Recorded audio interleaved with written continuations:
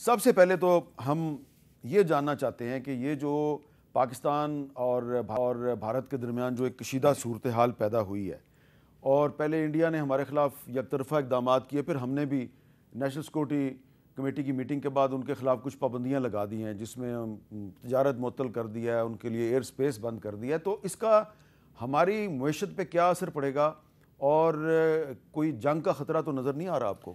جی بہت شکریہ احمد صاحب۔ دیکھیے، جہاں تک پاکستان اور ہندوستان کے تعلقات کا سوال ہے، آپ کو معلوم ہے کہ ہندوستان کے اندر ایک خاص نظریے کی قیادت ہے جس نے مسلسل کئی سالوں سے ہندوستان کے اندر بھی انتہا پسندی کو فروغ دیا۔ وہاں پہ مسلمانوں کے خلاف اور دیگر اقلیتوں کے خلاف جو سلوک امتیازی ہوتا رہا، اس کی ساری دنیا میں مثالیں موجود ہیں۔ پھر جہاں تک پاکستان بھارت کا تعلق ہے، اس کے باوجود کہ پاکستان نے بہت انڈرسٹینڈنگ کئی مواقعوں پہ میں سمجھتا ہوں کہ شو کی، لیکن شاید بھارت نے اسے کمزوری سمجھا۔ اور اس کی تازہ ترین مثال یہ ہے کہ چیمپئنز ٹرافی، جو کہ بالکل ایک نیوٹرل موقع تھا، جس میں کہ انڈیا کو اپنی ٹیم بھیجنے میں کوئی کسی قسم کی امر ممانع نہیں تھا، انہوں نے اس کو بھی ایگو کا ایشو بنایا اور اسے بھی نہیں موقع دیا کہ کھیل کے ذریعے ڈپلومیسی میں ہم ایک دروازہ کھول سکتے یا بات چیت کر سکتے۔ تو یہ آپ کو ایک رویے کی شہادت دیتا ہے کہ ہندوستان میں جو قیادت ہے اس کا ایک نہایت ہی متعصب اور انتہا پسند رویہ ہے، بالخصوص پاکستان کے حوالے سے۔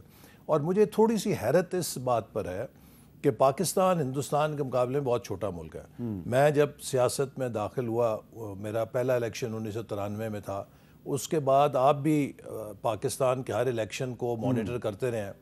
مجھے نہیں یاد کہ کسی الیکشن میں پاکستان کے کسی سیاستدان نے ہندوستان کو اپنی حمایت لینے کے لیے استعمال کیا ہو، کہ ہندوستان کو ایک بنا کر کوئی نشانہ تو عوام کے جذبات سے کھیلنے کی کوشش کی ہو۔ پاکستان میں جتنے بھی الیکشن ہوتے ہیں وہ یہاں کی سیاسی جماعتیں اپنے داخلی معاملات پہ کرتی ہیں، لیکن ہندوستان جو کہ ہم سے کئی 7 گنا بڑا ملک ہے، وہاں پر اگر آپ دیکھیے تو ہر الیکشن کے اندر وہاں کے سیاستدان پاکستان کو نشانہ بنا کر کوشش کرتے ہیں کہ وہ لوگوں کے جذبات سے کھیلیں۔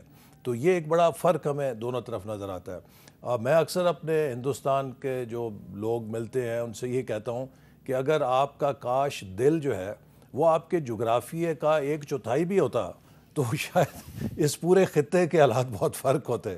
تو آپ کو اپنے دل میں کشادگی پیدا کرنی چاہیے، جس سے کہ آپ کے صرف پاکستان سے مسائل نہیں بلکہ ہر ہمسائے کے ساتھ جتنے بھی ہمسائے ہندوستان کے ان کے مسائل ہیں۔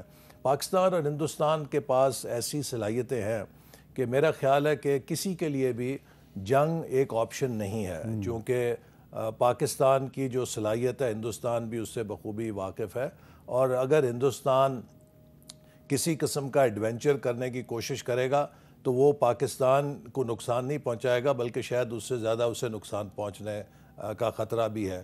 تو اس لیے میں امید کرتا ہوں کہ سینٹی ول پریویل، اور جہاں تک یہ انڈس واٹر ٹریٹی کو انہوں نے معطل کیا ہے، یہ ان کی سیاست اور سوچ کی ایک اور دلیل ہے کہ ہاؤ دے آر ویپنائزنگ واٹر۔ کہ آپ دیکھیے دنیا بھر میں یہ وہ چیزیں ہیں کہ جن پر اتفاق رائے ہے، اور یہ انڈس واٹر ٹریٹی تو انٹرنیشنل گارنٹیز کے ساتھ ہے، جس میں بھارت اور پاکستان بائی لیٹرل نہیں ہے بلکہ ورلڈ بینک اس کا گارنٹر ہے۔ اور اسی وجہ سے آپ دیکھیے ہندوستان پاکستان کی کتنی جنگیں ہوئیں، اس معاہدے پہ کبھی کوئی آنچ اس لیے نہیں آئی کہ اس کو ایک بین الاقوامی گارنٹی حاصل ہے۔ تو اب اگر بھارت اس حد تک جا رہا ہے کہ وہ پانی کو بھی ایک ہتھیار کے طور پہ استعمال کرنا چاہتا ہے، تو میں سمجھتا ہوں کہ یہ اس کی جو عزائم ہیں اسے بین الاقوامی سطح پہ ظاہر کرتی ہیں، اور بالخصوص اس سے شاید وہ یہ چاہتا ہے کہ لوگوں کی توجہ کشمیر کے مسئلہ جو ہے ایک بار پھر جو اٹھ رہا تھا اس سے ہٹائے، اس کو بدنام کرے۔ تو اس طرح میرا نہیں نزدیک خیال کہ وہ کوئی کامیابی حاصل کر سکے گا۔ یہ بتائیں کہ یہ جو جواب میں پاکستان نے کچھ اقدامات کیے ہیں، اور خاص طور پہ یہ ہے کہ انڈیا کے ساتھ ٹریڈ کو سسپینڈ کر دیا ہے، تو اس کا نقصان انڈیا کو زیادہ ہے یا ہمیں زیادہ ہے؟ دیکھیے، میں سمجھتا ہوں کہ اس کا نقصان اس لیے کوئی زیادہ ہمیں نہیں ہے کیونکہ پاکستان اور انڈیا کی ٹریڈ آلریڈی بند تھی، اور اس میں کوئی اتنی ڈپینڈنس نہیں ہے ہماری اکانومی میں کہ ہم انڈیا سے امپورٹس کے ذریعے کوئی چیزیں اپنی چلا رہے ہیں، یا ہمارے صنعت میں یا زراعت میں کوئی بہت زیادہ انڈیا سے امپورٹس کی ڈپینڈنس ہے. تو پچھلی جو ہمارے سٹینڈ آف ہے ریلیشن شپ میں، بالخصوص 5 اگست 2019 سے جب انہوں نے یک طرفہ طور پہ کشمیر کو اینیکس کیا، تو ہمارے درمیان عملاً تو کوئی ٹریڈ نہیں ہو رہی ہے. تو اس لیے یہ کہہ دینا کہ جی ہم ٹریڈ بند کریں گے تو یہ بھی کوئی معنی نہیں رکھتا.